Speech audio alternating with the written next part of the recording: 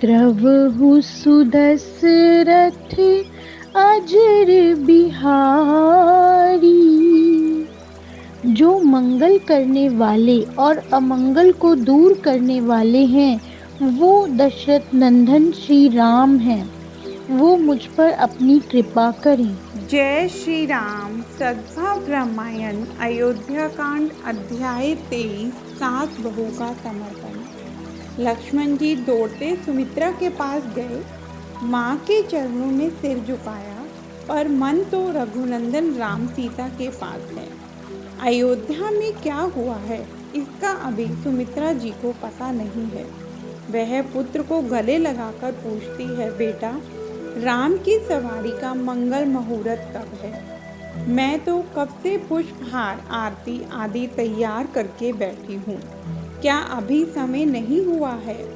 सुमित्रा जी का ऐसा सवाल सुनकर लखन ने कहा, माँ तू बहुत भोली है, तुझे पता नहीं।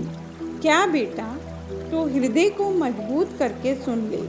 जिसके लिए तूने पुष्पमाला और आरती तैयार की है, उस राघवेंद्र को 14 वर्ष का वनवास दिया गया है। वनवास? हाँ, मेरे पिताजी ने कैकई को वचन दिए। मेरे पिताजी वचनबद्ध हो गए। उन्हें पता नहीं था कि कैकई माँ ऐसा वचन मांग बैठेंगी। कैकई माँ ने 2 वचन मांगे। एक तो भरत के लिए गद्दी मांगी और दूसरे में राम के लिए 14 वर्ष का वनवास मांग लिया। निर्णय लिया जा चुका है। राम जी वन में जा रहे हैं। मैं तेरी स्वीकृति लेने आया हूँ। माँ कायर मत होना, मुझे विदा कर। मैं सीता राम जी की सेवा करके वन में जाने वाला हूँ। पल भर के लिए तो माँ चुप हो गई।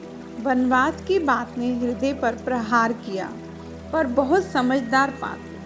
सारी बात समझ लेने के बाद लखन का हाथ पकड़कर सुमित्रा ने कहा, लखन मुझे लगता है कि कैकई माँ ने तुझ पर बहुत बड़ी कृपा की है। मुझ पर कृपा? हाँ, राम को दुख जरूर है, पर तुझे लेकर तो कोई दुख ही नहीं। क्यों माँ? जिसके माता पिता साथ हो, उस बालक को क्या दुख? कैकई माँ ने तुझ पर बहुत कृपा की है। देखिए, यह है सुमित्रा। अपनी सोतन के लिए पुत्र के मन में कभी भी कुभाव पैदा न हो जाए और भविष्य में स्वयं का पुत्र विद्रोह न करे, इसलिए सुमित्रा कितनी लंबी चौड़ी भूमिका बांध रही है। वह कहती है, बेटा कैकई माँ का तू जन्म जन्म का ऋणी हो गया। तू इतना तो सोच कि कैकई माँ ने राम को वनवास न दिया होता तो ऐसी अखंड सेवा मेरे पुत्र को कैसे मिल पाती।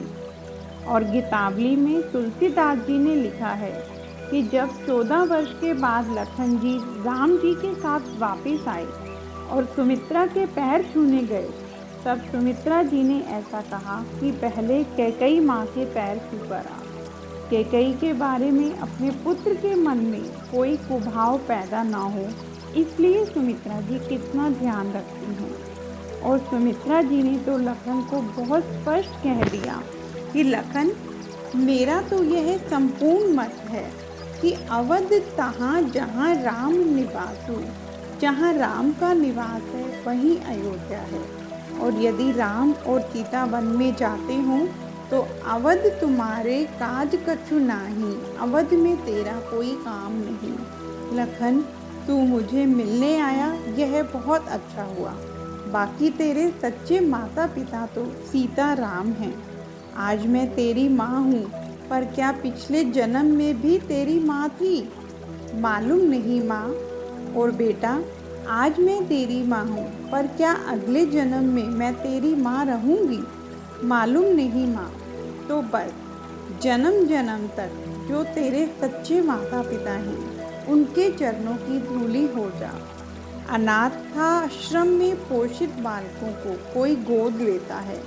गोद लेने वाले माता पिता उसका अच्छी तरह से लालन पालन करें, पर थोड़ी उम्र होने के बाद उस लड़के को मालूम हो जाए कि मेरे असली माँ बाप नहीं हैं। कर्म संयोग के अनुसार उसके माँ बाप को अपनी भूल में समझ आ जाए और अपने बालक को ढूंढते ढूंढते वे अनाथाश्रम में आ पहुँचे और अपने बालक से मिले। तब उस बालक की मन स्थिति कितनी आनंददायी होती है। आज लखन की मन स्थिति कुछ ऐसी ही थी।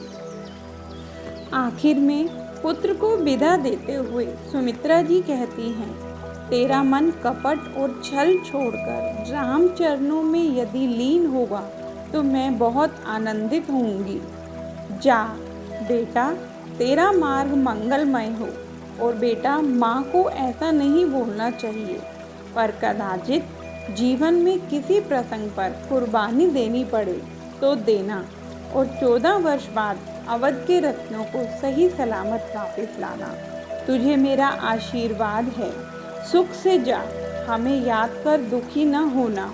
और स्वप्न में भी राग, क्रोध, ईर्ष्या, मद और मोह, इन 5 दुर्गुणों के अधीन मत होना। सीताराम जी के चरणों में जिसे अखंड भक्ति संबंध बांधना हो, उसे प्रायः ये 5 दुर्गुण सताते हैं। जय श्री राम।